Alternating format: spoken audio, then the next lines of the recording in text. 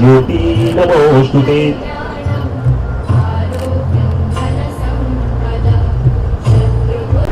पूरा गुजरात में सारा सारो विकास कई રીતે થઈ શકે, છેવાડાનો જે માનવી છે એના માટે કઈ સારી રોજગાર કરીને એમનું જીવન સરળ બનાવી શકે, સારું બનાવી શકે, એના માટે પૂરી રીતે કાર્યરત છે. એટલું જ નહીં, જ્યારે મુખ્યમંત્રી મોદી સાહેબ 2001માં બન્યા એના પહેલા જ્યારે ગુજરાત અને મહારાષ્ટ્ર એક હતું અને ગુજરાત અને મહારાષ્ટ્ર 1960માં અલગ થયું, ત્યારે ઉમરગામથી અંબાજી જે આદિવાસી પટ્ટી કહેવાતી એમાં ખાલી 14 સબસ્ટેશન હતા.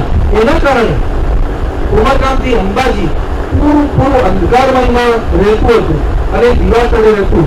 એના કારણે કેટલા લોકોને ભણવામાં મુશ્કેલી પડતી, ખેડૂતોને મુશ્કેલી પડતી, એની સાથે નોકરી ધંધામાં પણ મુશ્કેલી પડતી. પણ એ આપણા નરેન્દ્ર મોદી સાહેબ છે, જેમણે 2001માં મુખ્યમંત્રી બન્યા ત્યારે ઉમરગામથી અંબાજી લગીને સેંકડો સબસ્ટેશન બનાવ્યા. ખાસ કરીને આપણે જાણીએ છીએ કે આપણું ગુજરાત મોદી સાહેબે સંભાળ્યું ત્યારથી આખા ગુજરાતમાં જે પાવાની સ્થિતિ હતી એ ઉત્તર ઝડપથી થઈ અને એમણે 2009માં સોલાર પોલિસી રજૂ કરી.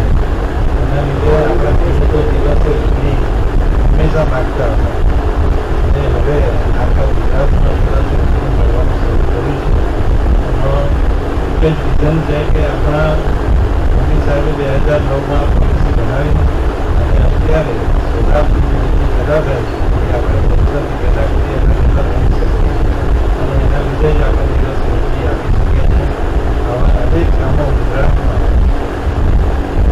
મુખ્યમંત્રી ભૂપેન્દ્રભાઈ અને મોદી સાહેબના સહયોગથી જ્યારે થઈ રહ્યા છે ત્યારે આપણા ધવલભાઈએ કીધું તેમ આપણે સૌ સાથે મળી ગુજરાતનો વિકાસ કરી અને સાથે સાથે આખા વલસાડ જિલ્લામાં અનેકવિધ વિકાસના કામો કરીએ. એક રીતે જોઈએ તો તેમાં આપણો વલસાડ જિલ્લો એટલે છેવાડાનો જિલ્લો કહેવાતો અને બધા વિકાસના કામો આવતા અહીં અટકી જતા હતા, પરંતુ હવે ઘણા બધા